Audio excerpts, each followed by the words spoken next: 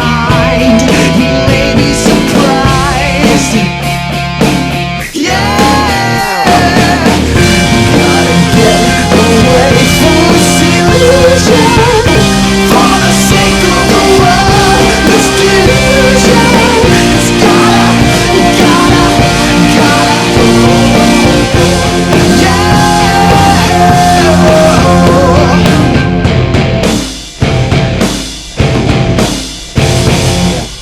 Hello everybody, welcome to the special late edition of the Atheist Experience. Our regular scheduled time was preempted, so they bumped us to 8 o'clock at night. Thanks to all of you who stayed up and joined us, and those of you who are watching live over Ustream. This is probably going to happen once a month or so. We're not completely sure yet. Today is Sunday, March 21st, 2010. I'm Matt Dillahunty, and joining me this week, Jenn Peeples.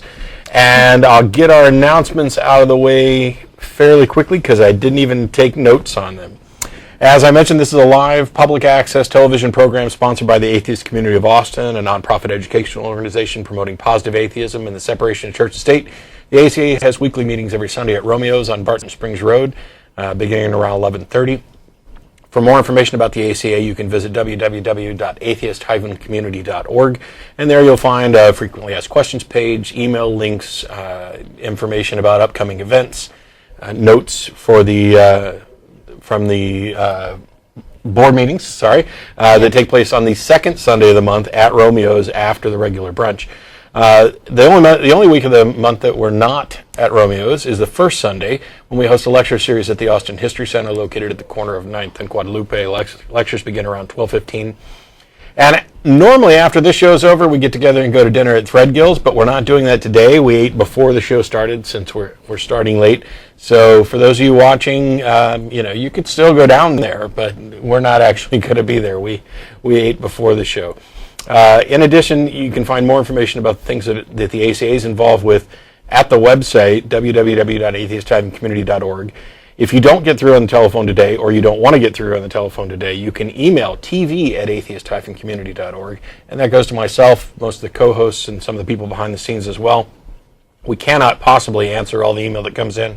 I think I'm 80 some odd behind at the moment because I've been working on other things. We do read all of them. If you want to make sure that your email makes it through the spam filters, please include either AETV or NPR in the subject line, and that should make it through the spam filters. In addition to this program, the ACA also sponsors a bi-weekly internet audio podcast called The Nonprofits. It's hosted by Dennis Lubay, features Russell Glasser, myself, and others on occasion. You can go find out more information. Actually, that website address is wrong.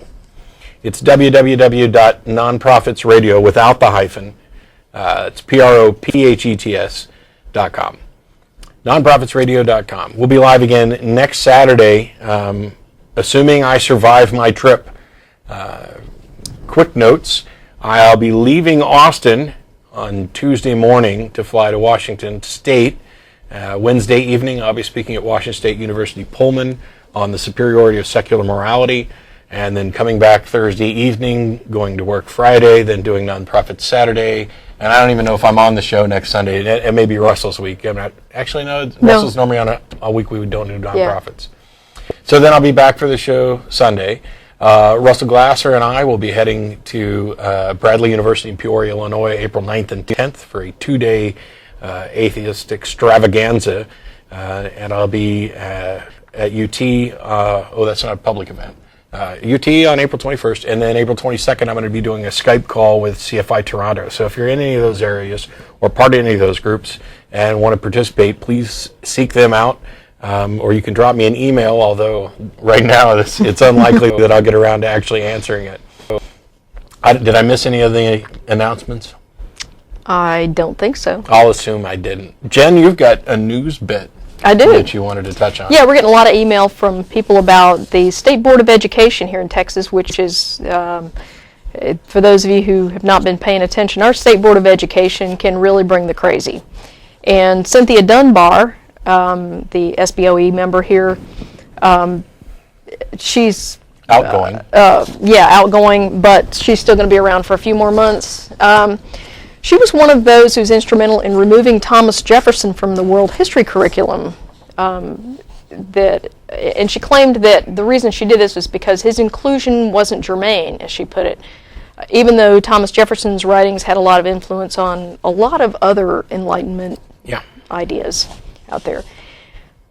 So anyway, of course, the truth has a way of getting out, and I've got a news release here from the Texas Freedom Network, and if those of you who are not familiar with Texas Freedom Network, that's an outstanding organization.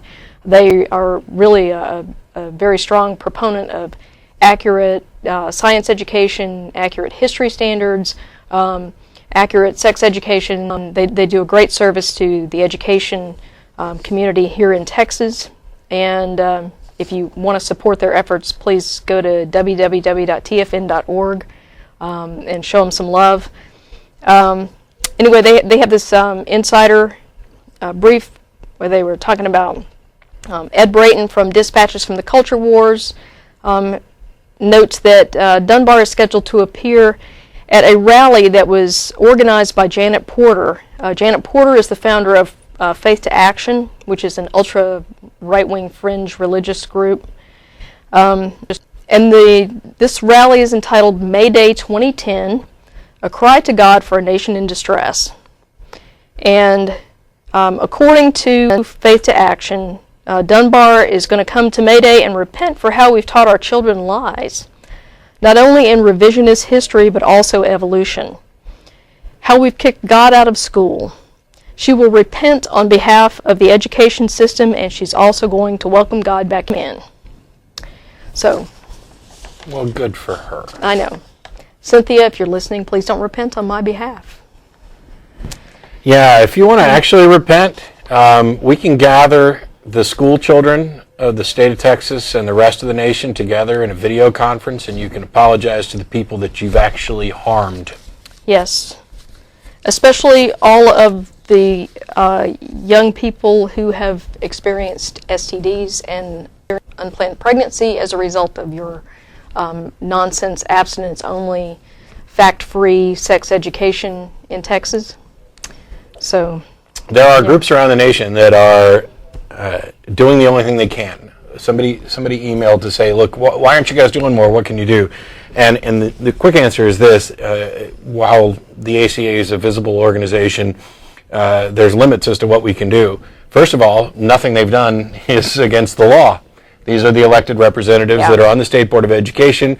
They can destroy it, and the only thing that they have to worry about is whether or not they get reelected. Fortunately, Dunbar didn't run for reelection. McElroy lost his bid in the primary, and there are people actually challenging them.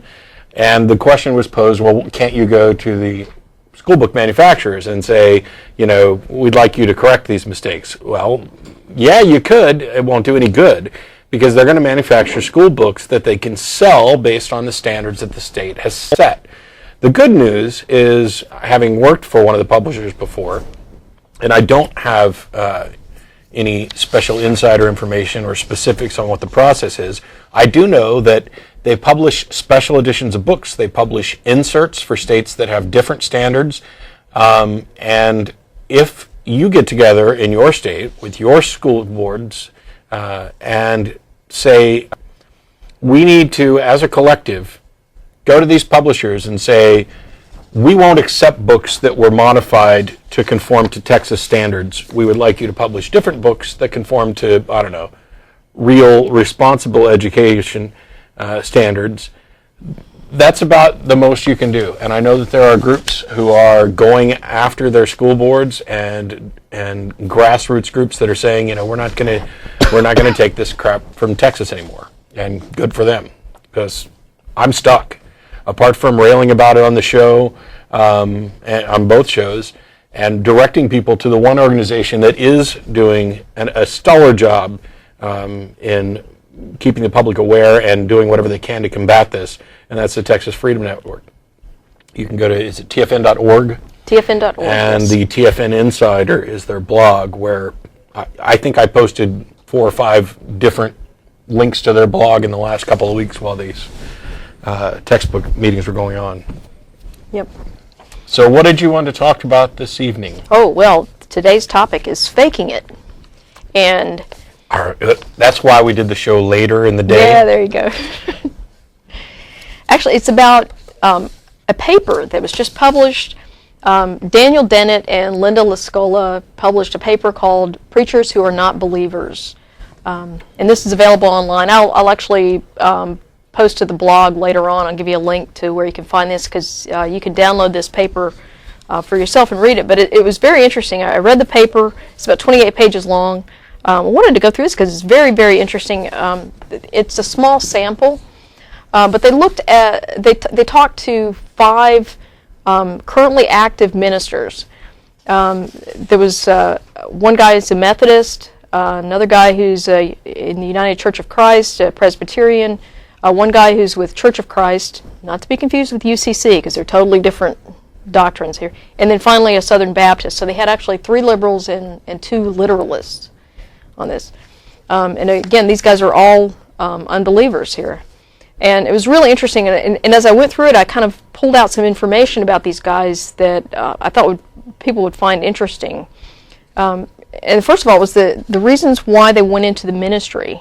And it comes down to, there were emotional reasons for some of them. For example, a couple of them, in one case he turned to religion to deal with a traumatic event.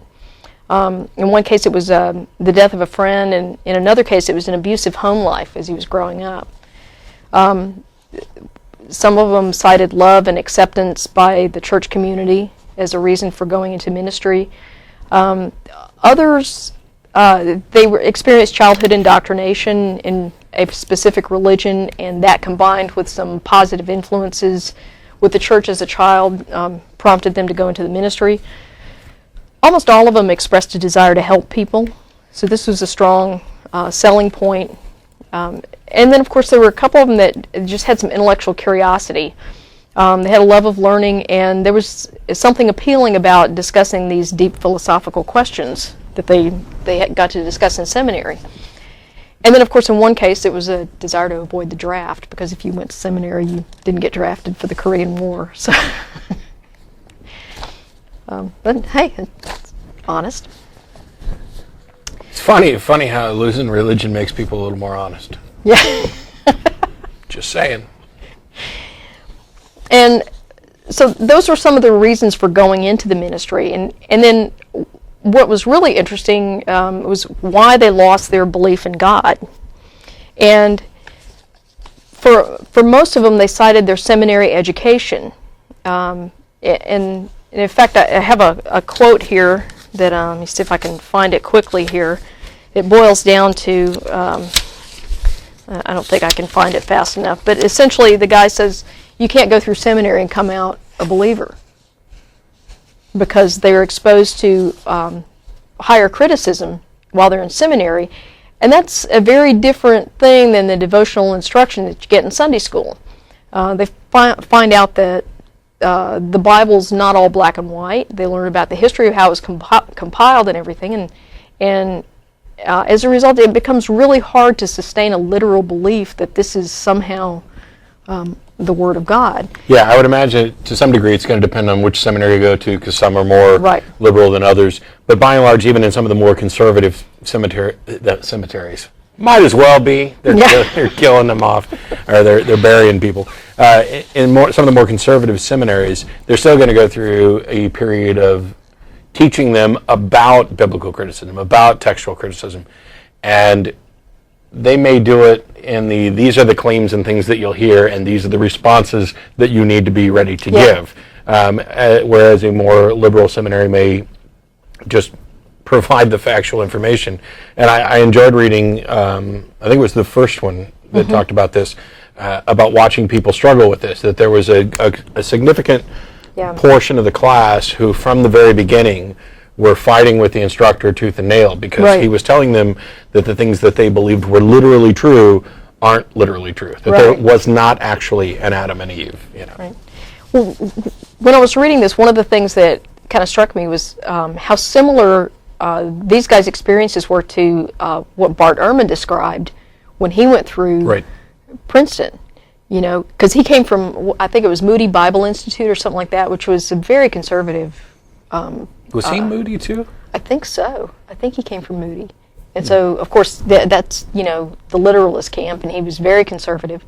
You know, gets to Princeton, and is exposed for the first time to this higher criticism, and it just kind of blew the doors off of his views on the Bible and everything. Yeah, I just did it without actually going to seminary. Yeah. Well, and that It's gets the down exact to same process. It was, and that gets down to, one of the other guys, the Southern Baptist, as a matter of fact. He read the Bible with the goal of strengthening his faith, and I read that and I thought, where have we heard that before? Because that's how Matt became an atheist. yeah, I actually haven't finished reading the study yet, so when I read the Southern Baptist guy's story, I'm wondering how many similarities there are. Yeah. And then, of course, most of them describe this sort of evolutionary shift in their thinking as they kind of gradually rejected their belief in the central tenets of Christianity.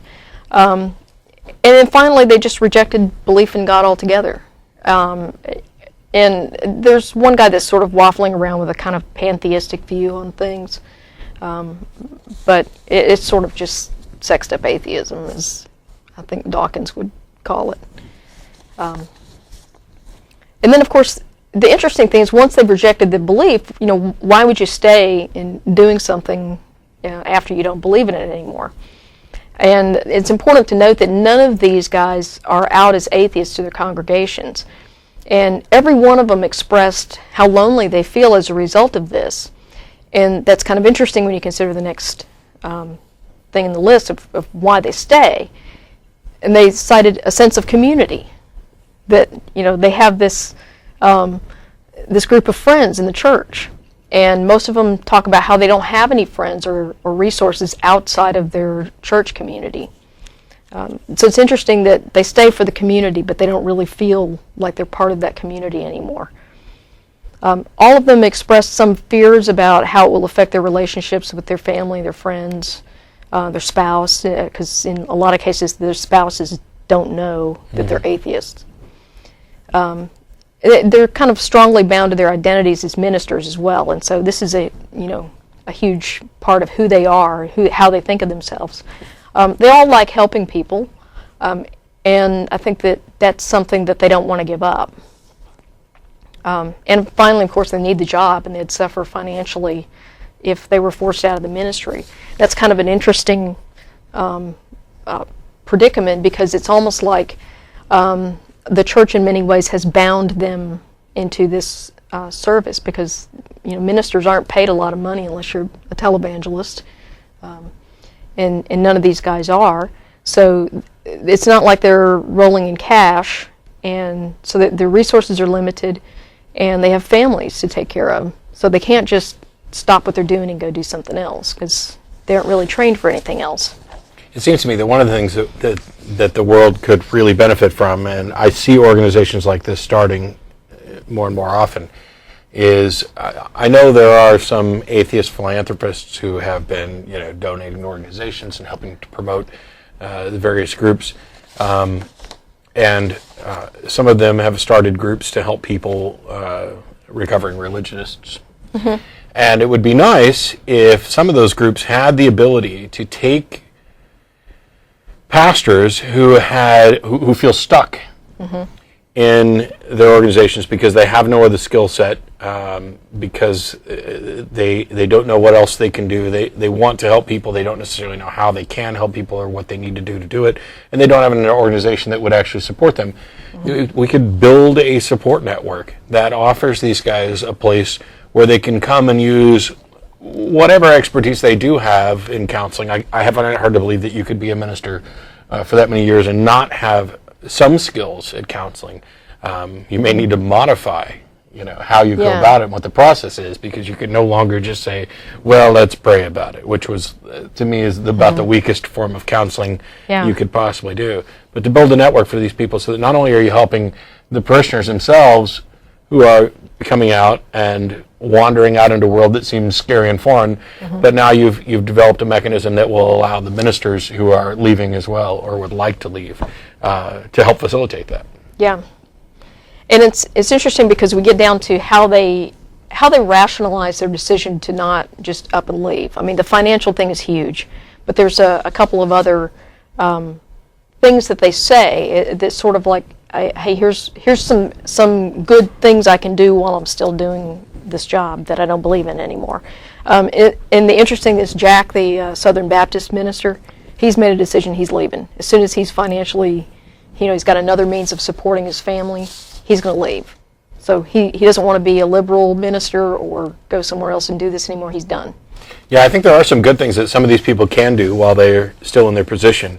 It's funny. I'm going to call this a good thing, even though I'm generally opposed to it.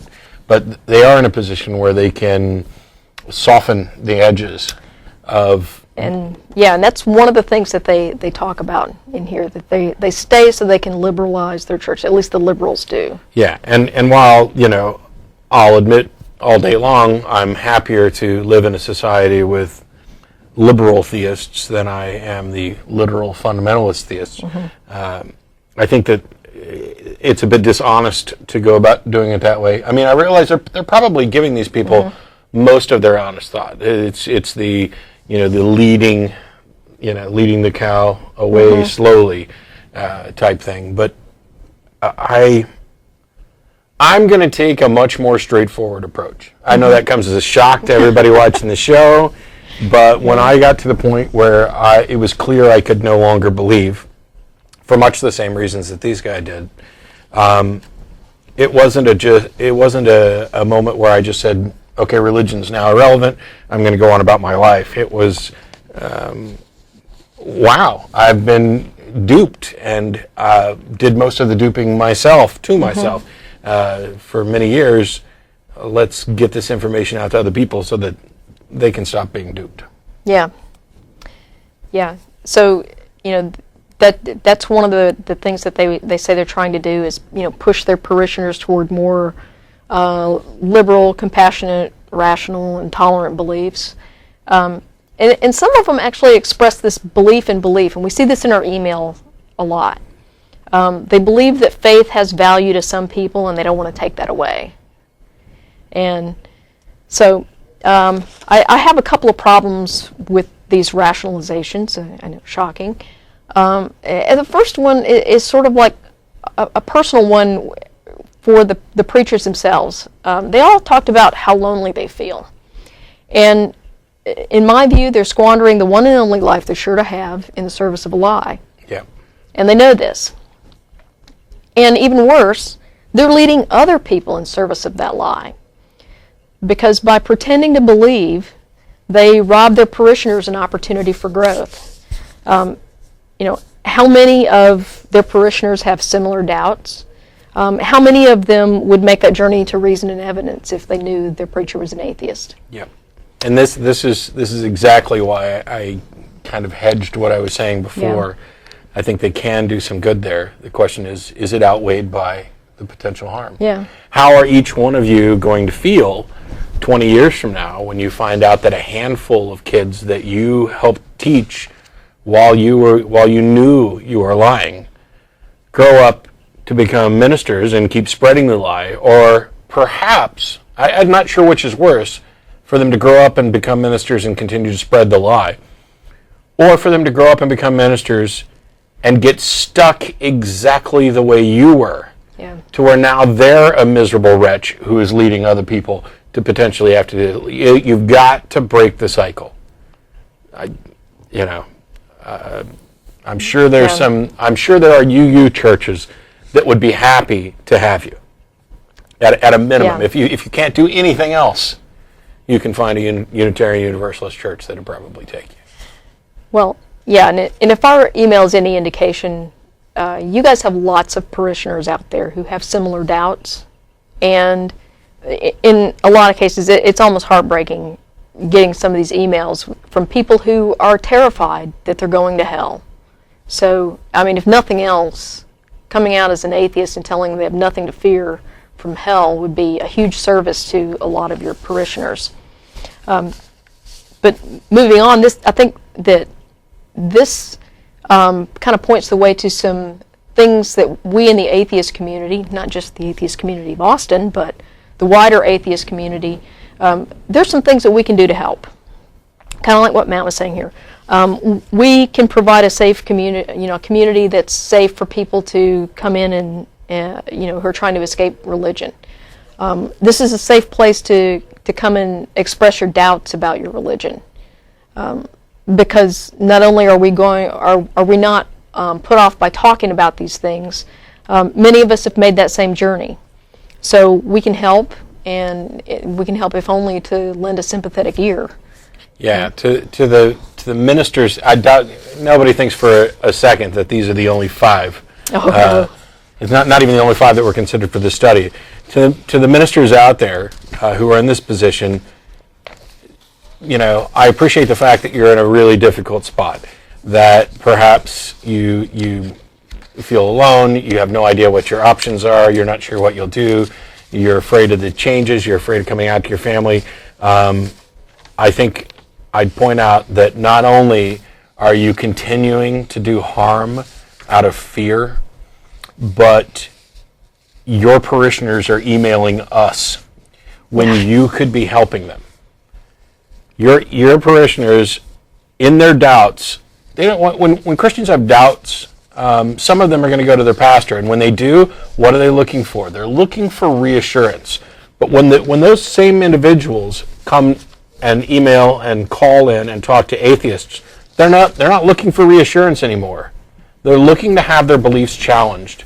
They're looking to get information that is not necessarily consistent with what they already believe, so that they can make a better determination. Now, they may walk away from a discussion with one of us further convinced that their religion is true and accurate. And I've said before, I'm fine with that. Reasonably speaking, if you come away after a discussion with me and your faith is strengthened, okay, you were probably a lost cause in the first place. Because I fail to see how, when I was presented with the information, it took a while to tear through the barriers that religion had built up in my own mind. And so I can understand that everybody's not just going to, oh yeah, hey, I just had an argument with this atheist guy, and now I don't believe anymore. That just doesn't happen. It is a lengthy process, and I get email constantly from people who are like, yeah, I caught a clip of your show on YouTube, and then I watched a few more, and then I watched a few episodes, and I exchanged some emails with you under a different name a while back, and now I'm emailing to tell you, thank you, because your guys' show has really been, beneficial in helping me escape from religion, and I have a better understanding of things now. So I don't have any delusions about it happening instantly. But what I am concerned about is that you're in a position where you've stopped believing and you could help the other people. And to me, it is selfish and hypocritical to not do so in order to keep yourself safe and comfortable. It's the same fear tool that religion has used to manipulate people forever, only you are doing it to yourself. You are giving in and allowing this fear of the unknown, fear of being alone.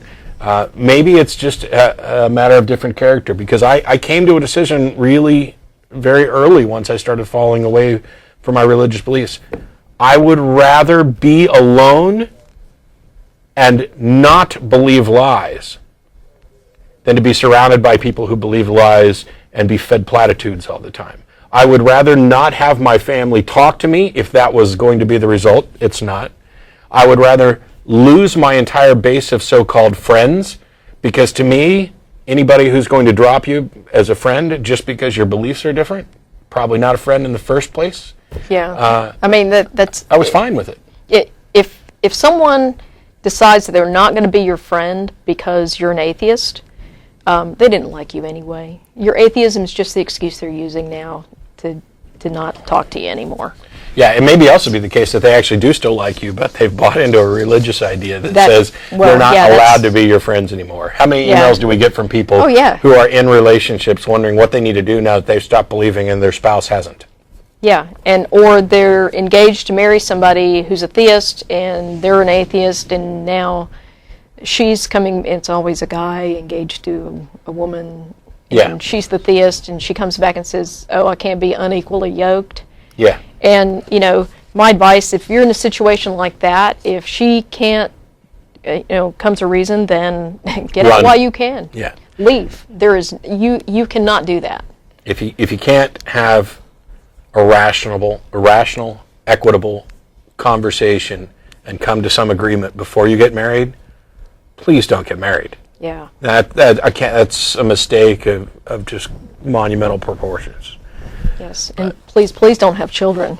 Yes, because that's going to make things a lot more difficult. Anyway, let's get to callers, because there's Absolutely, people who agreed to stay up late with us. You're up late with the Atheists. We've got Kim in Los Angeles. Hi, hello? Hi, how are you? I'm good, how are you? I wasn't expecting you guys to come in so briefly. I can put you on hold and bring you back in a minute. No, I'm ready now. Yeah, I thought Okay. so. What do you got? Well, I spoke with a gentleman that had me on hold, and I told him that I'm 37 years old, and I started questioning God when I was about 13 in the maybe mid-'80s. I was one of those kids that would come home and my stepfather would, whack me or hit me for small or little of nothing, and I remember praying so hard, asking God to make him stop, or why is he doing this to me? And it just seemed like the more I prayed, the more, aggressive the abuse became, and got to the point where I felt like I wanted to commit suicide and just all that, and I just always felt like a weirdo, different, like no one could understand me, and I started out a good person with a good heart wanting to change the world, and then I saw that, majority of people, they come at you with saying that, oh, you just got to let go and let God. I hear that a lot in my race, and it just starts to really irritate me to hear that, because it's like they're just dismissing the whole situation and just putting that in there to make themselves feel like they said something special, Yeah, it's the exact same platitudes that I was talking about a minute ago. I hated him when I was a believer. I hate him twice as much now.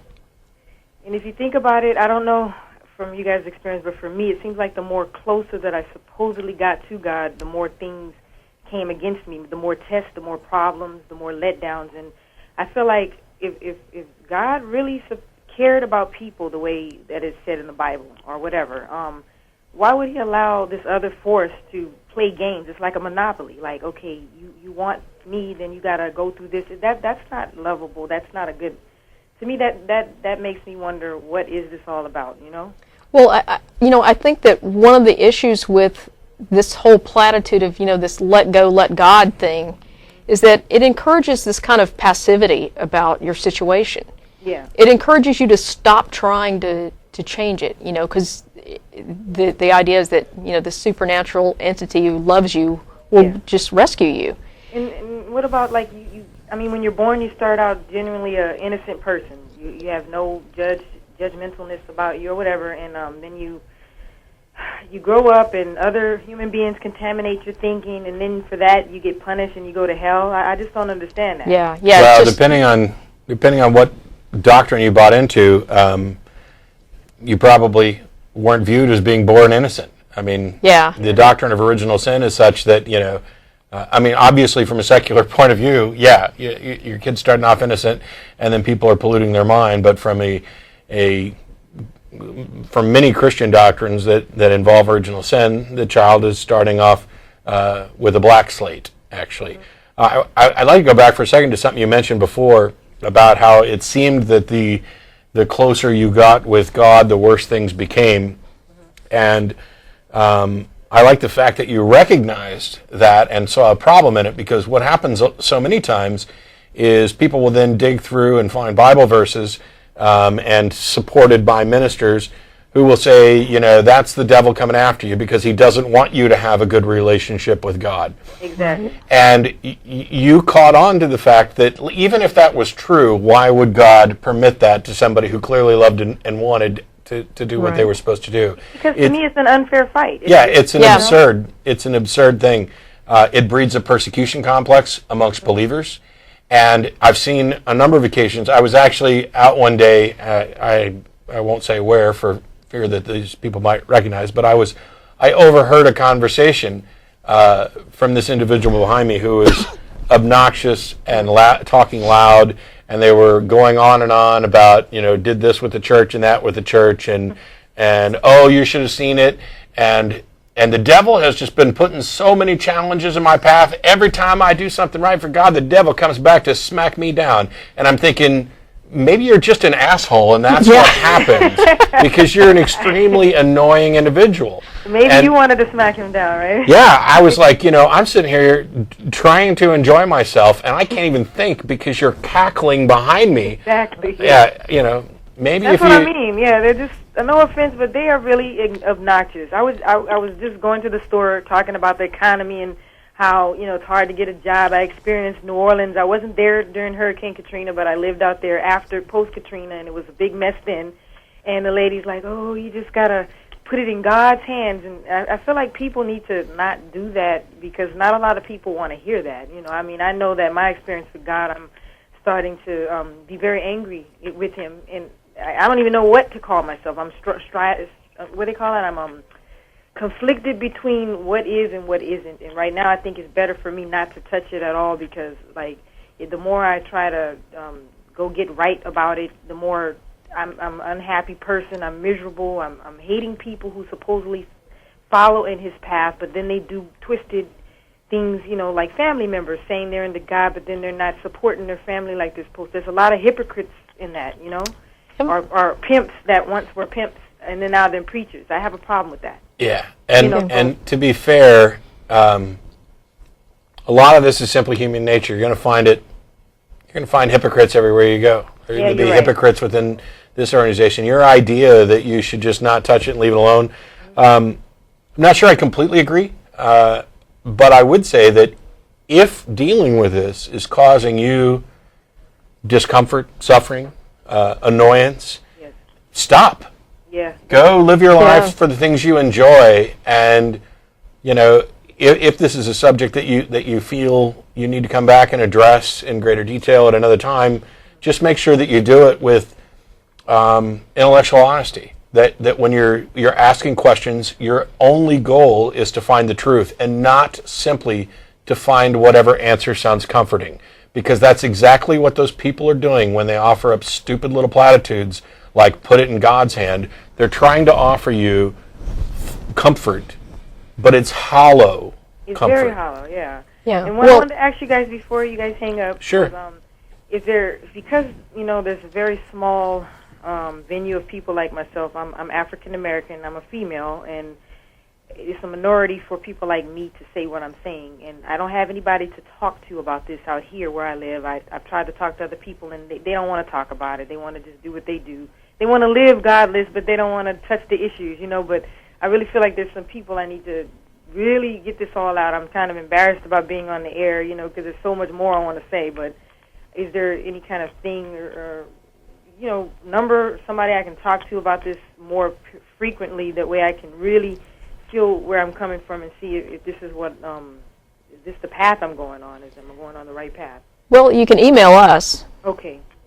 So if you actually, I mentioned a group earlier, Recovering Religionists, and there are others, and there are also local groups. Granted, I wouldn't want to shove you in with an atheist group right off the bat or anything, but there are people that you can actually talk to, and one of the things you can do is email tv@atheist-community.org. It's at the bottom of the screen right now if you're watching the stream. Yes. And just make sure you put like NPR or AETV in the subject. And there's a bunch of us that go through the email. If you put a note in the subject that was like, Kim, today's caller or whatever, one of us will get back and get you some links to some organizations that you can talk to. If nothing else, it may, if you're actually willing to just kind of set this aside for a second and get on with your life, you may be looking for a group that has nothing to do with atheism, religion, anything else. Find a group that's related to an activity that you actually enjoy. My girlfriend knits, and so she's been, with some knitting groups, and I crochet, and I've been with crochet groups, but I also have board game groups and card game groups and video game groups, and, maybe if there's some particular interest, sometimes getting away from it, like you were suggesting entirely, is a good way to clear your head. That's true. Yeah, and keep in mind that the people that are offering you these silly little platitudes that are pretty meaningless, most of them are just as brainwashed as I'm sure you were at some point. I still am, yeah. I mean, they've been heavily indoctrinated, and I think they mean well, they just don't realize how meaningless those words are. I'll tell you a secret. I've been in that situation where I'm hearing a problem from somebody, and it's uncomfortable because I have no answer. That's true. And my discomfort would, at the time when I was religious, make me offer up those platitudes. You're being challenged, you're being tested, and you just need to put this in God's hands, and I'm sure God has a plan for you, and it'll all work. I've said those things before, and while I meant them sincerely because they were things that I believed, and while I was desperately trying to do the best I could to assist somebody in need, all of my intentions were sincere, I was, in hindsight, lying through my teeth. Yes, that's because true. I was terrified that I had nothing nice or good to say and nothing productive to offer to that person. That is so true. I have never seen anybody, for me, I've supposedly been tested all my life. I have not seen the answer to the test. Yeah, we'll give you a passing grade. The tests are over. Go out and enjoy your life. Yeah. Thank you. And I want to tell you guys are great listeners. That's what made me call you. I feel so uplifted right now. Well, good. Great. We're glad you called. I bless you, Kim. Thank you. I'll be in touch. All right. Thanks. Thank you. Bye-bye. Okay. Bye-bye. Well, I am glad Kim did not commit suicide. Yes. Very happy about that. The number of kids who are in that position. Oh, yeah. Teenage years, puberty, high school, that's hell already. Yeah. For a lot of kids, that's too much. When you add in this overbearing religious perspective of some sky daddy who not only is he putting extra pressure on you to do the right thing, but just for kicks, he'll let the devil mess with you, Yeah, in the form of a parent who's smacking you around for being a kid. Oh, and the better you do, the more he's going to mess with you. Yeah. Isn't that sweet? Isn't that lovely? It's wonderful. God loves you. But he couldn't interfere with the parents' free will. Yeah. So that's why. Boy, that's going to come up a lot. Oh, I'm sure. We've had a number of discussions about the problem of evil, or as I've mentioned several times, that I prefer to reterm it as a problem of suffering, particularly unnecessary, grievous suffering. But that's come up, and then the talk at Washington State on Wednesday is going to be about the superior order of secular morality. Yeah. So I'm going to be getting hammered by the free will and the perfect worlds and the alternate worlds stuff for weeks. But we'll go on to Craig in New York. Hey guys, how you doing? Good. How are you doing, Craig? Good. Good to talk to you guys. I've been meaning to call in for a few weeks, but I finally came with what I wanted to talk about, and it was I'm an atheist now, a pretty big evangelical atheist, and I was raised Episcopalian, and I went to this. Basically, it was this reconciliation meeting at St. James Church in New York City where I used to go to. I wasn't really planning on going and staying, but I ended up doing it. And you guys know who Archbishop Desmond Tutu is, and Yes. There's this guy, another person. There were three bishops there, basically. They're all friends. They're talking about how God loves, everyone, and how God wants to make the world perfect, make everyone happy. And I just kept taking notes about how does God let warfare happen? How does God let disease happen? And one of the biggest notes of hypocrisy I heard there was Archbishop Desmond Tutu, a massive church leader, a person who's very well versed in the Bible, basically says, I couldn't believe in a homophobic God. And, I think that's kind of ridiculous because the Bible clearly states that, homosexuality is a sin. And I've been trying to, debate with other Episcopalians about this stuff, and they kind of go, oh, well, that part of the Bible is not literally true. Well, I'll say this. The Bible doesn't portray a homophobic God. The God in the Bible is not afraid of gay people. He just hates them and wants them dead. That's not homophobic. No, I imagine that's not. Yeah. I mean, my problem was that simply, the church I would go to, for example, my mother, she's not a hardline Episcopalian, but when I would bring up stuff in the Bible that, shows how bad it is and how, religion isn't really helping anybody and how it's, contradicts itself, she'd just say, oh, those parts of the Bible aren't literally true. And then I would go, well, then what about the part about Jesus? Why do you believe that's literally true? And she'd just go, oh, because it just is. Yeah. And it's almost impossible to debate with that kind of stuff. And I was just wondering what you guys would think about how to deal with that. It's really interesting you bring this up because one of, I guess, as part of my path to reason, I was an Episcopalian for a number of years when I was a kid. And I actually had very positive experiences in the Episcopal Church. The church that I attended lived in a small town, and there were basically two main Episcopal churches. One was sort of like the conservative, old-school Episcopal church, and the other one was like the hip, cool church where all the liberals went. Yeah. And so we went to the one where the liberals were. And so I had that same experience where you had this very metaphorical interpretation of what I consider the problematic passages in the Bible. And that's what I got in Sunday school. And so the first time I was confronted with a biblical literalist was with a guy who sounds very much like the previous caller's stepfather or parent who was beating the crap out of her. This guy was a total asshole to his family. He was drunk. He was, whatever. And I think his wife finally gave him an ultimatum that he either cleaned up his act or she was leaving him. And so he found religion. And so I always tell people that the only thing that happened with this guy was he found a more socially acceptable way to oppress his wife and children. And so as a brand new Christian, he's sitting there at the kitchen table one day reading me passages out of the Bible, explaining to me that women were supposed to be subservient to their husbands. And you can imagine how that was going over with me. Yeah. You never got to worry about it, though. Oh, no. So anyway, I looked at this, and for the first time I actually sat down and started reading the Bible outside of the carefully scripted Sunday school lessons. And as a result of that, I was just horrified. I can remember thinking, holy crap, do these people know this stuff is in here? And I went back to my church, my very liberal Episcopal church, and asked, everybody that I knew, the priest, everybody, and said, what about this? And they were like, oh, well, that's not really supposed to be literal. And so we get down into these discussions about, well, how do you know when to take something literally and when to take something as metaphor? And it really couldn't give me a good answer for that. And so, because there is no good answer for right. And so it took me a few more years of kind of working my way through this to realize that they can't give me that answer because there is no answer. This is the difference that we often see between people will object to when they hear a Christian caller or a theistic caller call into the show.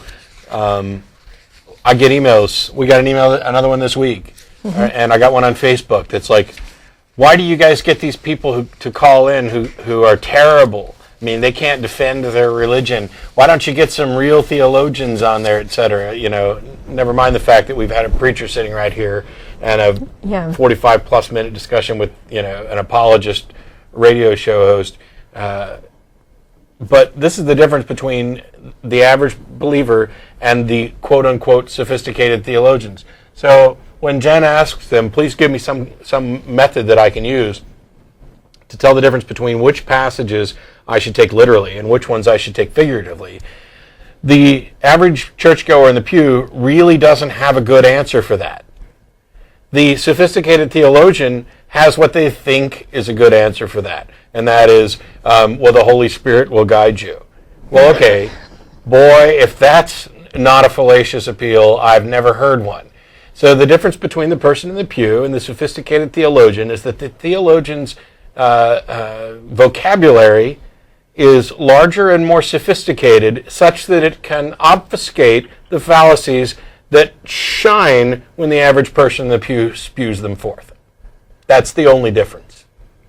Yeah, I would also say that the in debates with just regular theists, and then maybe like once or twice with a pastor, is when you're talking with a regular churchgoer or whatever, they're much more open to maybe my ideas, but when I'm talking to a much more hard-line theologian, it's almost like it's a difference between talking to a person or talking to a brick wall. It's just whatever you say to the hardcore theologian, well, basically they'll just kind of refute you no matter what you say, and it's almost kind of sadly not even worth it. Well, I just pulled up a passage that I underlined from this paper that Dennett and Lascola did, and it's pretty interesting because it talks about going to seminary for a lot of these guys is almost like entering into this unspoken conspiracy. And in response to learning about higher criticism and how the Bible was actually compiled and everything, this is what they had to say. Whatever their initial response to these unsettling revelations, the cat was out of the bag, and both liberals and literals discerned the need to conceal their knowledge about the history of Christianity from their congregations. So when you're talking to somebody that's been to seminary, it's not that they don't know the answers. They know the answers. They're just not going to tell you what they are. Go ahead. Go ahead. I watched a documentary. I think it was called The God Who Wasn't There. Yeah. And I don't know if you guys have seen that, but we've not only seen it, we've shown it. Oh, really? Yeah. Well, good, because I really liked it because the beginning of it is talking to people outside of, I think it was like Ted Haggard or one of those really big name evangelical Christians, like big mega churches, and they were asking about like how the Word of God spread, or how what happened in early Christianity, basically like the basic history of Jesus, where does he fit in? And all these people are giving very vague, like, oh, the Holy Spirit helped them spread Christianity answers. And I think that's really what it comes down to. Like what you're just saying is all the educated, like the priests and the bishops, they know that they're like the beginning of Christianity is kind of almost made up. And then the believers, they don't know that at all. And as soon as you tell them that, they're just like, oh, it's totally not true, or that can't, or basically, yeah, they pretty much just say that can't be true. Well, and I would qualify that and say that it depends on the type of seminary education the minister's had or the theologian has had. So those who didn't have like at least a master's level education, they may not know all this stuff about higher criticism. So they may be spouting stuff that they've just been taught all along. But somebody that's been to, for example, like Princeton or Yale or Harvard, they've been exposed to higher criticism and they know this stuff. So pretty interesting stuff. But what you were talking about before about being guided by the Holy Spirit, it's pretty interesting because there was a paper that was done, it was published in the Proceedings of the National Academy of Science, and I can't remember the name of it, but if you email me, I will send you a link to it. But it's basically about how what they did was they put believers in this functional MRI machine, and they asked them questions, a series of questions about what other people believe and what they believe about certain issues. And they deliberately chose controversial issues like abortion and gay marriage and things like that would elicit a pretty strong response. And they noted which areas of the brain lit up. And so when they asked questions about what these individuals believed personally about these issues, a certain area of the brain would light up. And then when they were asked about what other people thought, a different area of the brain would light up. And then they were asked, well, what do you think God thinks about these things? And guess which area of the brain lit up? The one that lit up when they were talking about what they believed. Right, exactly. The area of the brain that corresponds to self lights up when they think about what God thinks. So now, see, preemptively, I can point out that if I put on my Christian hat, the Christians will just say, that's because God's working through their brain properly. Yeah. The funny thing, the dispute to that, this is why I had to bring this up in case some theist at home or Christian at home was thinking that they got different answers for different people, and in all cases, the part that was answering what they thought and what God thought were the same. Yeah. So not only do these people conflict, but evidently God conflicts as well. Yeah. So, and that's why your God hates all the same people you do. Yeah. I mean, that actually, it kind of like makes sense because at that the thing I was talking about with the three bishops at St. James, the way you would ask questions was you write them down on a piece of paper, and then these two reporters would kind of basically censor them. And my question was, how can these bishops say that God's dream is global reconciliation, like global peace, when there's other church leaders in America, saying that God supports the war? And if that MRI machine is right, I guess it's just everyone just makes God what they think. Yep. So as long as whatever you think God is, and you can find it in the Bible or in the Quran, that tells you you're right. That's about the size of it.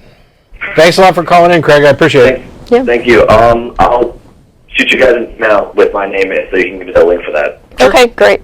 Thanks a lot. Have a nice day, guys. You too. Thanks, you too. And right here in Austin, we've got Jacob. Hello? Hello, Jacob. See, now this is a shame because Jacob was supposed to be... Hello? Are you Hello? there, Jacob? Hello, this is Jacob. Hi. Okay. Yes, I'm a Christian, and I believe very strongly in creationism. Okay. Do you know about creationism? Never heard of it.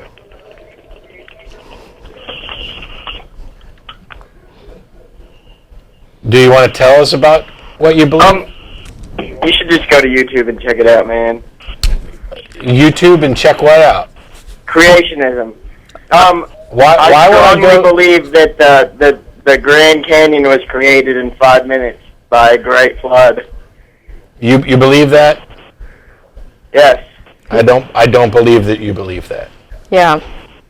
That's what all creationists believe in. No, actually it's not. No. And I'm a creationist. There's a variety of different creationists, and I think you're just a crank caller who's trying to make fun of creationists, and so we'll talk to you later. Creationists make fun of themselves. Yes. You don't have to call in and pretend to be dumb or sound dumb. Not all creationists believe the same thing. Not all creationists believe the Grand Canyon was carved out in 5 minutes. Only particularly stupid ones, like Kent Hovind, believe things like that. Yeah, and then, go to YouTube and find it. Yeah, really. You're a crank. Thanks, though. Jose in Irvine, how are you? Thanks for waiting. Hi, Matt and Jen. It's really nice to talk to you guys. Well, the reason I'm calling is because people are open to the possibility that a God exists, even atheists. And Sure, some of them are. Yeah. Well, I sort of noticed that even a lot of atheists have to sort of give in to this idea that they have to accept that it's possible. Depending on the definition of God, I think that's true. Right. Well, yeah. And no one ever defines what their God is exactly. But I guess it bothers me because to these people, it is clear to them that things like unicorns and dragons are mythological creatures and that they don't exist. So to them, that's very clear. But if you let them know that, for example, to me, it is very obvious that a god or that gods are also mythological creatures and that there's no possible way that... But see, I don't personally equate those two. For example, I'll grant you that a unicorn is a mythological creature, and I don't believe that unicorns actually exist. But I have to leave the possibility open because, first of all, I'd say that it's vastly more likely that a unicorn exists than any god I've ever heard defined. Yeah. So just because our concept of something is, as far as we can tell, entirely man-made and mythological, doesn't mean that thing doesn't exist. Leaving open the possibility is just a matter of intellectual honesty. It doesn't add any credibility to the claim. If some yahoo comes running in here right now to say, holy crap, there's a unicorn out on the lawn out here, I would hope that somebody here would at least go out and take a look to see maybe, what it was or what it wasn't. But that claim, I'm not going to believe that claim simply because I haven't ruled out all possibility of it existing. But I think that that's taking it too far, because in a very practical, real-life sense, we know, we understand that it's a mythological creature that was created in our minds, and it's really, I guess it's fun to maybe entertain the notion that it's possible, but we shouldn't live that way. We shouldn't think about it that way, because it's only the expression I've heard before is mental masturbation, where it's just sort of fun to imagine that maybe that's possible, but just in a very practical. But that's not what I'm talking about. I don't say, for example, whether we're talking about unicorns or God, I don't assert that it's absolutely impossible for either of them to exist. It has nothing to do with whether or not it might be fun to think about them. I do not excuse unicorns, fairies, pixies, mermaids, leprechauns, or gods from the absolute certainty category just because I might like to think about them. Well, it's because I'm being intellectually honest, and because that I understand that we can talk about things in two different contexts. One is a matter of practical certainty. I am practically certain that there are no unicorns and leprechauns or gods, but I'm not absolutely certain. And we get ourselves in trouble when we assert absolute certainty on issues like that. All you've done when you do that is provided ammunition to the other party to make the claim, and rightfully, that you are closed-minded, that you are not open to evidence, that you are unwilling to change your mind, and therefore you are a lost cause. That's what you're actually doing when you assert absolute certainties. You don't have to do that. You can still say the God claims, the mermaid claims, the unicorn claims, these are nuts. There is a virtual certainty, a near certainty that these things don't exist. And until you provide evidence to support them, I don't need to waste another moment thinking about them. But when you use the phrase absolute certainty, you've crossed a line over into a new category, and it causes nothing but trouble, which is why for years now I've just flatly rejected absolute certainty as a useful or practical phrase for anything beyond the esoteric, labels, logical absolutes, things like that. I totally understand what you're saying, and I do agree to a large extent, but I don't even want to leave that crack in the door available for a believer. In my mind, when a person asks me whether I'm an atheist or an agnostic, I just say, I'm an atheist. I don't think there's any possibility that... But atheist doesn't mean absolute certainty that no gods exist. It doesn't. Well, and when you say you don't want to leave that crap in the door, what I was trying to explain to you is that by asserting absolute certainty, you've left crap in the door. By asserting a practical certainty, you haven't. That's the only difference. I wouldn't use that term, an absolute certainty. I would just say that I understand that mythological creatures are creatures that we created in our mind, and God is one of those creatures.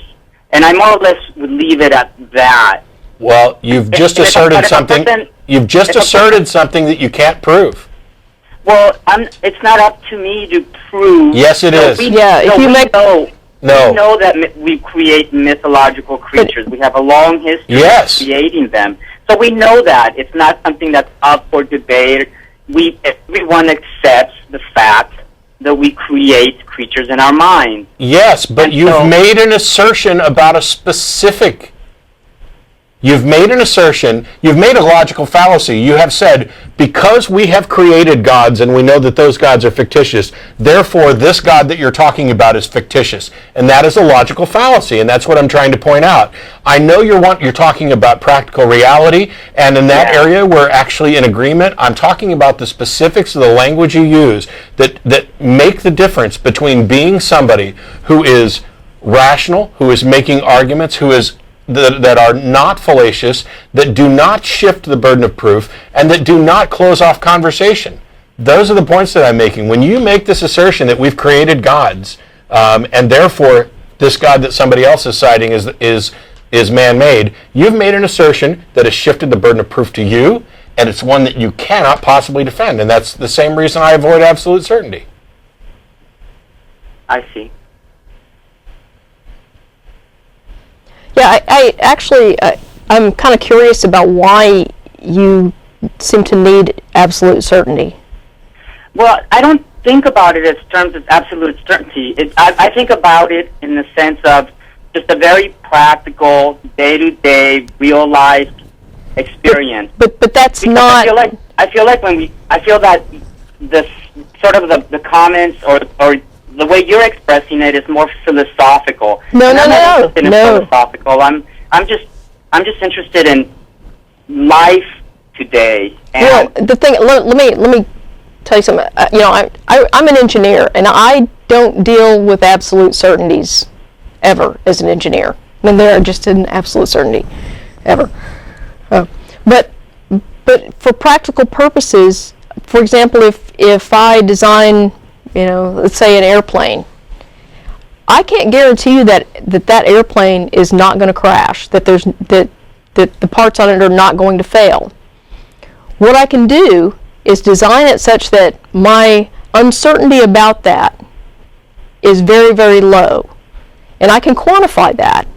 And then I can design a factor of safety into that so that it increases my level of certainty that things will not fail and this thing is not going to crash and kill people. But I can't ever guarantee with 100% certainty about anything. And that's the same thing that happens with anything. And so, do you drive a car? yes, right. Okay. And you go into buildings? Yes, right. And you drive over bridges? Yes. Okay. There is no guarantee that those things aren't going to kill you. But you accept that level of uncertainty and you go about your life without even thinking about it every day. So you deal with uncertainty every day. And it's not even something that you even think about too much. As a matter of just... So that's true.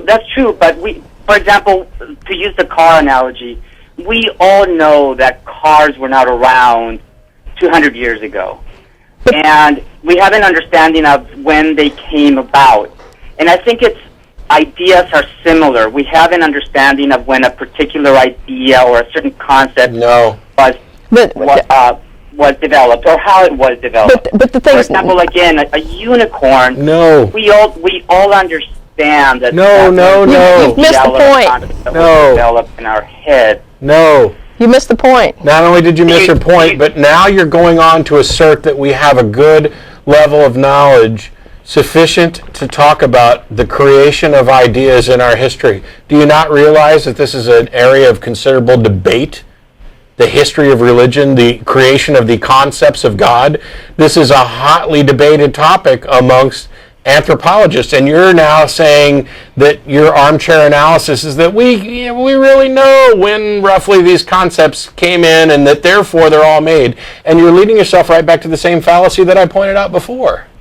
As a matter of practical conversation, not only do you not need absolute certainty, which was the big point I was getting to, and the point that Jenn made, but I'm fine with saying there are no gods. I say that all the time. It's a colloquialism that I don't object to. But when I say that, I am not saying I am absolutely certain that there are no things called gods or that would qualify as gods under any circumstances. That's not what I'm saying. Well, what I'm saying is that I'm certain that it is a mythological creature because then you're wrong. Because that's how all mythological creatures have come about. There is no. Boy, you just added circular reasoning on top of that. Well, let me just say that everywhere we look in the universe, there is no suggestion that mythological creatures or magic exists. Nowhere. Well, and again, we can get philosophical and say that maybe somewhere there is magic. But I think that's just a philosophical perspective. In a very practical sense, that just doesn't happen. We are not aware of that anywhere. I agree. So I agree, the but notion that it might be real to me just seems a little. It's just, and I guess the reason why I'm going to this extreme is because people hold on to this very, very small, entertaining notion, and then they just run away with it. I agree, but it doesn't do any good. Yeah. I agree, but it does no good for you to exaggerate the claims, because now you have run the opposite direction at breakneck speed. You don't further any conversation, you don't lead any resolution, and the people who took this slim idea and ran this way, who may need you to say, look, just because we don't necessarily eliminate all possibility doesn't mean that it's likely, doesn't mean that we should run away with it. Now they've lost that opportunity because you want to exaggerate beyond the bounds of logic and commit logical fallacies in the process. If I was a theist and you came to me with those arguments, I would rip them to shred and make you look foolish. It is a poor way to do. You don't have to go that far. And the thing is, you and I are on the same page when we talk about, from a practical standpoint, we talk about speaking colloquially. You mentioned before, we've seen no evidence of this magic and there's no good reason to think it's true. That is perfect. That's all you ever need to say, because that is a direct challenge that keeps the burden of proof in their court and does not go so far as to assert an absolute certainty. You've got it all right there. You know exactly what you need to do. You don't need to run as far. You don't run when they're not chasing you. Matt, you did mention, though, that anthropologists are debating where certain ideas came from. Sure. And just from what I see, and I'm not a scholar by any means, but I think that we do have a fairly good idea of where certain ideas first sprouted and how they developed and just became more and more popular. But that doesn't shed any light on... We're not in the dark about where certain ideas came from. I guess some more than others, but something like, just any mythological creature, a Greek god, for example. A dragon. Yeah, a dragon. Please tell me how the idea of a dragon came about. Did it come about because somebody spotted a snake and decided to add wings to it? Or did somebody come about because somebody spotted a bird and decided to put it with a reptile? Or maybe a bird was carrying a reptile. It was a dinosaur. Or maybe, It was a dinosaur. Did this come about as an extrapolation from something that they actually saw? Or was this a fanciful production? And roughly, give me within 500 years when this concept first appeared. Not when we first have a record of it appearing, but when it first appeared. And demonstrate that it didn't actually arise because there was something that was dragon-like at that time. Can you do that? Well, I think that archaeologists can pinpoint... No. The answer to my question is no. I mean, when you look at, for example, Latin America, and you see dragon-like creatures in their writings or in their sculptures, you get an idea of when those particular creatures became popular. Or when you look in Asia, you see the same thing. In Europe as well. So you more or less get an idea of when these creatures became popular in those cultures. Which is relevant to what point anywhere on the planet?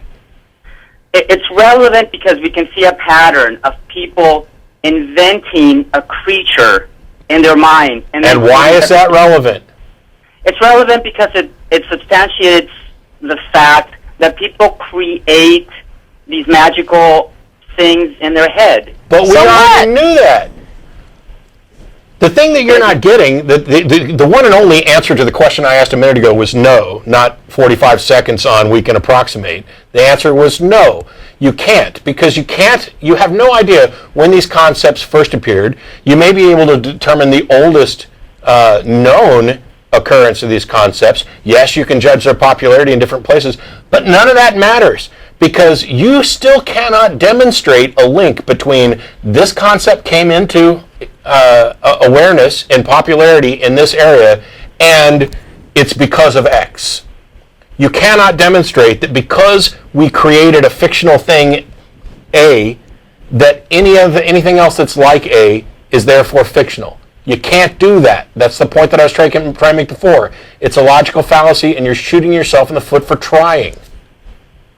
Well, I guess, Matt, the big thing for me is that we've established a pattern of behavior of creating creatures in our minds. So what? And so when someone tells me that I believe in this particular magical creature, until they actually have evidence and they go out and prove that that creature exists, I'm just going to say I believe this is just another one of those creatures that are created in people's heads, and Which is fine. Yeah, that's all you have Which to is say. fine. Until they can actually prove it. Fine. Fine. But I guess I do take it a little step further, because at the same time I'm just saying, you know what? Not only that, but I just think it's ridiculous, and no, there's no way that it exists. I'm not even going to entertain the notion And that it that's might where you exist. cross the And line. you don't have to again. do that. And we Yeah. probably Maybe we got too cold. maybe because it really pisses me off that people Great. easily... At least you're accept- starting to recognize that instead of making Yeah. a logical argument, you're making an emotional one. But, you know, you're going to do what you need to do. I've tried to explain the fallacies 3 or 4 No, times I now. agree but, with you. But, I but do that's, take it a step too far. I got other callers waiting, and we only got like 13 minutes left, so I got to let you go, man. Thank you, Matt. Thanks. Jen. Bye. We got Joe in Austin.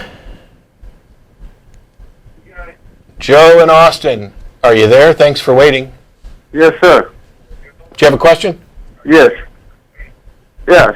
Can y'all hear me? Yes, fine. Yeah, we can hear you. Yeah, I was just calling, do y'all believe the God in heaven? Do we believe what? Do y'all believe God, that's the God that is in heaven? We don't believe no. in any God or heaven. Well, Why don't you turn down the TV, because there's a delay and it's just going to confuse you. why do y'all don't believe in God? No. Because there is a God up in heaven. He created the world. How do you know this? It's written in the Bible. He created the earth. I know what's written in the Created Bible. water, Yeah. Read the Bible. earth and water from heaven. Yeah, I know what's written in the Bible. My question is, why do you believe it? Because he gave his only son up for us. Yeah, For the that's whole world. more in the Bible. I'm Yeah. asking why you believe that.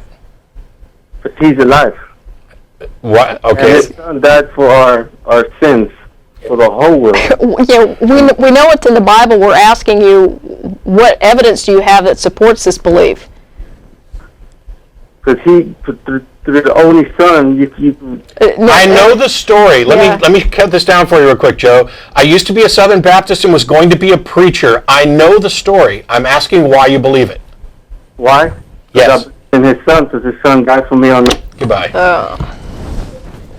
Goodbye. I know the story. English. Do you speak it?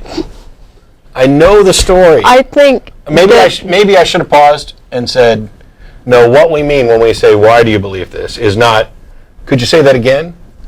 But to actually give the reason. I think Joe was probably working with the only thing he had. And that's the case, you know.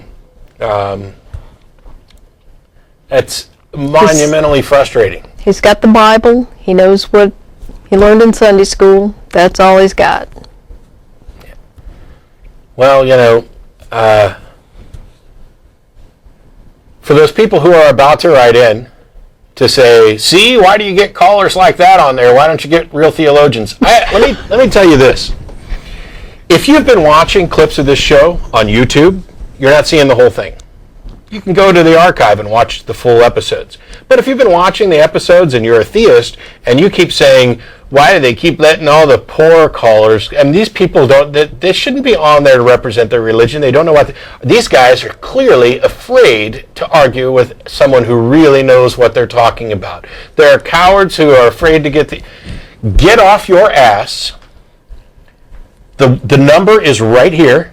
512-477-2288. We are live on Sundays, normally from 4:30 to 6 p.m. On special occasions like tonight, we're live from 8 to 9:30 p.m. You can email tv@atheist-community.org. If you think that these people are a poor representative of your religion, stand up for Jesus, and call. We don't turn away callers because they're overqualified. Yeah. I'm begging, please. We've had preachers on the show. I've had debates with Matt Slick. Ray Comfort won't even answer me anymore. I would love to have a good theistic representative calling the show. The problem is I have yet to find one. I have people emailing me say, why don't you debate, like William Lane Craig? Okay, set it up. I'll debate Craig. Pick a topic. Let's get it going. The problem is that guys like Craig have a list of people who they won't debate. I know because John Loftus is on it. Yeah. And I'd pick John Loftus to debate William Lane Craig over me any day and twice on Sunday. Maybe 3 times if we were going for visitation too. If you think that your religion is being poorly represented by callers, call. I'm not mean just to be mean. All we did was try and ask Joe to stop repeating himself and telling us a story that we already knew and actually defend his beliefs. It's not my fault. I didn't call Joe. I didn't send a search party out to find theists who couldn't defend their beliefs. Joe called us, and you're welcome to do it too. We're running low on time, but we've got Edwin in Austin. How are you? I'm really great, and I really enjoy the show. Look, I've considered myself an agnostic for years, but I'm not convinced that I am. And I was wondering if you could tell me what your theory is of the universe. How did it all come about? I'm familiar with what the astronomers have said about the Big Bang and things like that, but what do you think? Well, the Big Bang's been confirmed. Yeah. Yeah. I mean, confirmed by observation. Right. So we know that much. Yeah, we do. But do we have a destiny here? I'm confused a little bit, Edwin, because we jumped from how the universe formed to destiny. So we switched directions abruptly. Yeah. My position on the formation of the universe is that the Big Bang has been confirmed, and we don't really know anything before then. Yeah. And anybody who claims that they do is lying or selling something. Right, and I understand that, but is in your opinion any reason for us to be here? Is there does intelligence create the universe, and the universe create intelligence? What the heck's going on in your opinion? I don't see any reason to believe that what you just said is true. Well, me either. I don't. And as far as destiny, I think we create our own destiny. Well, yeah, that's true. To some extent. Individually, each of us work towards certain things that we're convinced is appropriate for us. But is there some larger, all-encompassing reason that we're here? I am familiar with the myth. I know that we had to invent something to take us through the night and the darkness. But what is there? Well, I'd say right off the bat that I don't see any evidence to support the idea that there's some grand externally imposed plan or design. I don't see any good reason to posit that there would be one in the first place, even absent any evidence. And if there is one, not only am I not aware of it, I don't care. I'm making my own way. Yeah, well, same here. Yeah. But my way is to search for some reason, some knowledge, some all-encompassing destiny for the human race. And if you say there is none, well, I can accept that too. Let me ask you this, and this is the reason I find this a little confusing, and then I'll let Jen finish up, I promise. Sure. If I had an hour left to live, yeah. If you had an hour left to live, would you waste it looking for, waste was the wrong word. Would you use that time looking for some grand design or purpose? Well, no. Then why waste any of your time that way? Well, that's a good point. If there's not a good reason to think it's likely, to me, I don't want to waste a single valuable second of whatever life I happen to have left on things that, now I'm not saying that we shouldn't explore and seek out things, but let's focus our energies towards exploring and seeking out things that are likely to be true and likely exist, answers that may possibly be there. Yeah, and I understand that. Grand fantasies. Sure, and I understand that. But my life has been devoted to service. I spent 26 years in the military. My whole life has been devoted to service. My life has been on the line, and I really accepted the fact that I could be gone in a second. Yeah. But still, I quit because of what I am and where I've been. I search for answers, and if the answer is that's all there is, if I knew nothing before I got here, then I will know nothing after I'm gone. Is that what you're saying? That seems to be what the evidence suggests. Yeah. Okay. Well, believe it or not, I wrote a poem about that years ago, and if that's the way it is, that's the way it is. If that's what you believe, well, that's great. I kind of think that way too, but yet I still have this hope that maybe there is something more. Thank you so much. I've enjoyed your program. It's fantastic. Thanks a lot, Edwin. I appreciate it. Yeah. Thanks. Bye-bye. Bye. And last caller, because we're almost out of time, we've got another Ed in Austin. How are you? Good. How you doing? Pretty good. Good. We're running low on time, so if you can get to it quick, I'd appreciate it. Yeah, I got you. Hey, I was watching the Zeitgeist today. I'm sorry. Yeah. Well, you know, the religious portion of it. I'm still sorry. Yeah, that's an hour and a half of your abomination. life you'll never get back. So. That is a big steaming pile of unscholarly nonsense.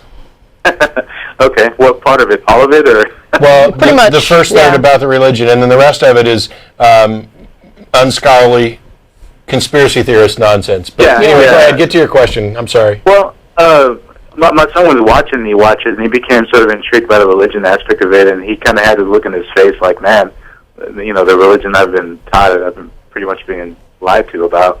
And I was just wondering, you know, because he was like, you know, I'm just worried about going to hell, and I'm just wondering, how would you approach a child about that topic in terms of, you know, starting to think with reason and logic instead of thinking with religion? Where to get the idea there's such a thing as a hell? Well, from his grandparents, you know. Well, tell him don't worry, there's no hell. And yeah, there's a couple of books by Dan Barker. How old is he? 11. He's 11. Okay. Yeah, Dan Barker has a couple of books out. If you go on Amazon, you can search on those. They're probably appropriate for his age right now. And then there's a book that you can pick up called Parenting Beyond Belief. It's written by Dale McGowan. It'll give you some resources to help him and help you. And I don't have any kids, and my standard advice has been pretty much the same. Focus on teaching them how to think. Yeah. And anytime you don't know the answer to something, tell them you don't know, and let's go find out together. Right. And if the answer is we can't find out an answer, then there's no justification to believe what anybody else is asserting about it.